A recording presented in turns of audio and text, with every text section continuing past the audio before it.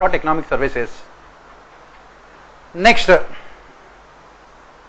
critically analyze the impact of globalization on union state financial relations with relevant examples. How globalization has impacted union state financial relations.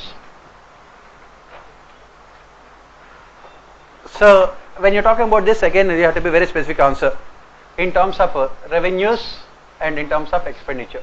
How it has impacted globalization in terms of revenues and in terms of expenditure. In terms how globalization has impacted center-state relations. So in terms of revenues, what happened? Because of globalization, the overall tax revenues have increased. Overall tax revenues have increased. Overall tax revenues have increased because of increase in GDP. When GDP increases, so tax revenues also will go up, tax buoyancy. And it has benefited both the union and the states. It has benefited both the union and states. And then what happened? The central government came out with this radical decision of implementing 14 Finance Commission recommendations, wherein the states have got 42% of revenues.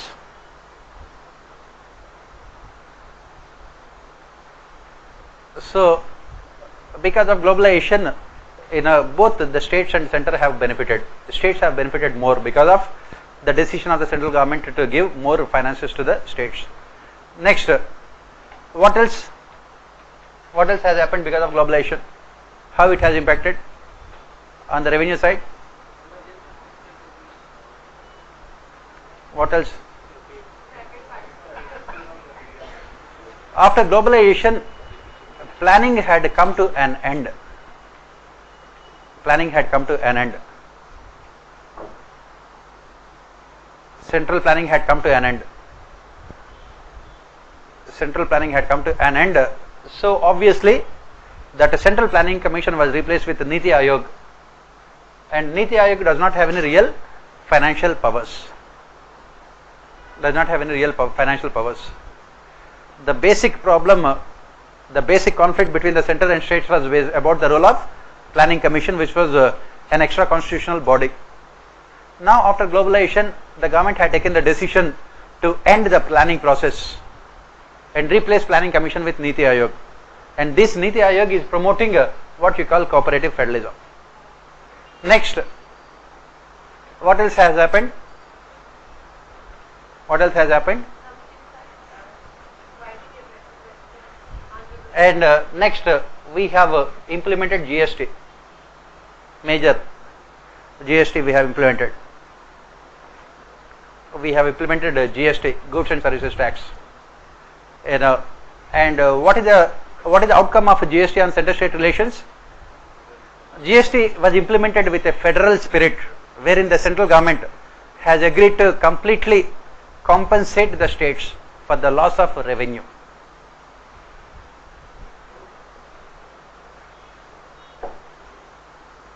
For the loss of revenue.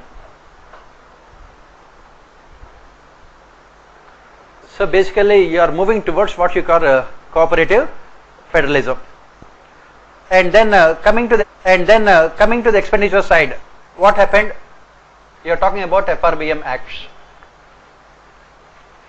FRBM Acts. Initially what happened? Initially states were forced to implement FRBM provisions, wherein the fiscal deficit of the states was capped at 3% of their GDP.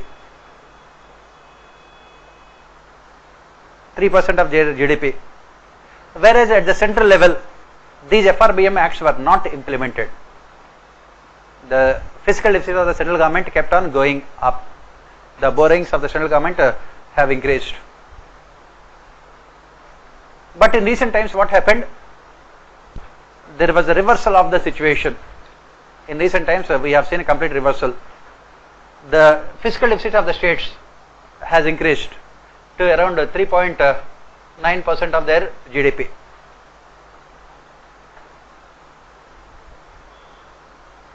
Whereas central government was able to contain its fiscal deficit to what?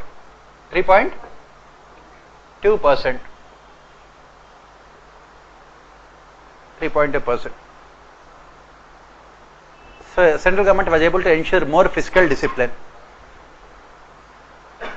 Now let us look at the problem areas here. What are the still problem areas? What are the still problem areas here? Globalization has increased the revenues of central government. It has increased revenues of central government, which the central government is not willing to share with the states. How does the revenues of central governments went up because of globalization? Disinvestment proceeds. Disinvestment proceeds. Next, sale of assets. Sale of assets. Next, sale of natural resources like spectrum, coal mines and other things. Sale of natural resources like spectrum, coal mines. And what is the problem here? Unwillingness on the part of the central government to share these revenues with the state governments. Coal auctioning, that is what only. Central government has said that it will share the proceeds of coal, auctioning of coal over a period of time, over a period of 20 years. Central government is always intelligent. The immediate ones, disinvestment, no. Spectrum, which you will get immediately, no. Whatever it may be receipts of the central government. In a true federal form of government, central government should always share its revenues with the states. That is a federal spirit. That is what you say about federal spirit. And central government has raised lakhs of crores of rupees through disinvestment. It has not shared a single penny with the states. And what is the argument of the central government here?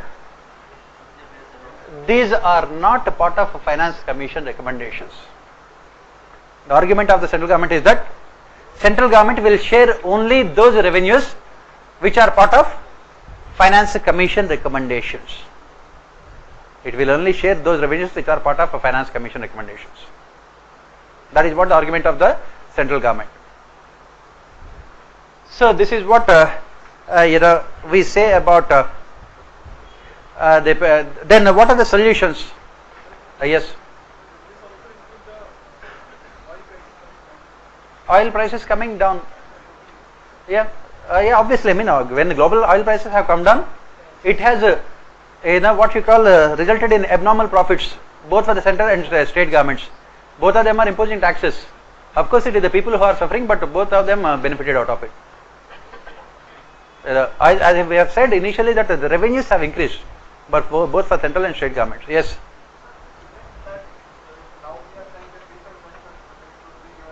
Yes. What we have invested earlier, we already have given the share. The center has already given the share to the state, and then whatever we will require, then it is invested in CSC. Now it is disinvested, so that is only belongs to the state. It should belong to neither center nor state. It belongs to the people. Okay. It belongs to the people. Now, your argument is that it is the central government that has invested in these public sector enterprise. So why should it share with the states? When the central government invested, it invested 100 rupees. Now it has become 1 lakh rupees. Yes, if that is the case, let the central government take only 100 rupees. Rest of the thing, let them share with the states. Right? So these are all the things MM Bunchi Commission went into. It has suggested that let the center share in the true spirit of federalism every revenue with the state governments. What is the reason why Finance Commission did not recommend? Because when Finance Commission had come into existence, these sources of revenue were not available to the central government. That is the reason why they were outside the purview of a Finance Commission. At the time when Finance Commission had come into existence, was there any disinvestment? When there was no investment, there was no disinvestment. Okay. Was there any auctioning of spectrum? There was no spectrum at that point of time. So central government cannot say these things. So then how do you conclude your answer? You conclude your answer by with what you call collaborative federalism. Collaborative federalism. You say that at present both the center and states have to come together both center and states have to come together to benefit out of globalization. To benefit out of globalization. States must reduce their revenue deficits. States must reduce their revenue deficits so that more amount of money can be spent on capital expenditure. More amount of money can be spent on capital expenditure. Similarly, states are expected to devolve more funds to local self-governments. States are expected to devolve funds to local self-governments.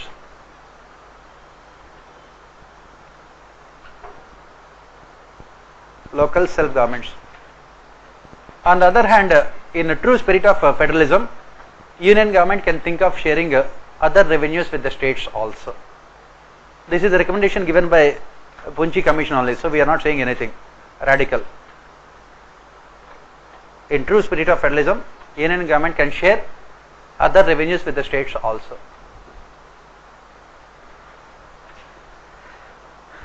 Next, yes.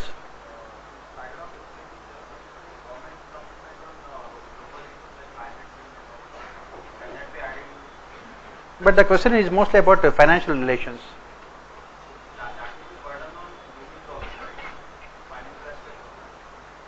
That will be not a burden on union government. Normally, union government will always ask the states to implement them. The implementation process only takes place at the state level. It will not be burdens only on the shoulders of union government.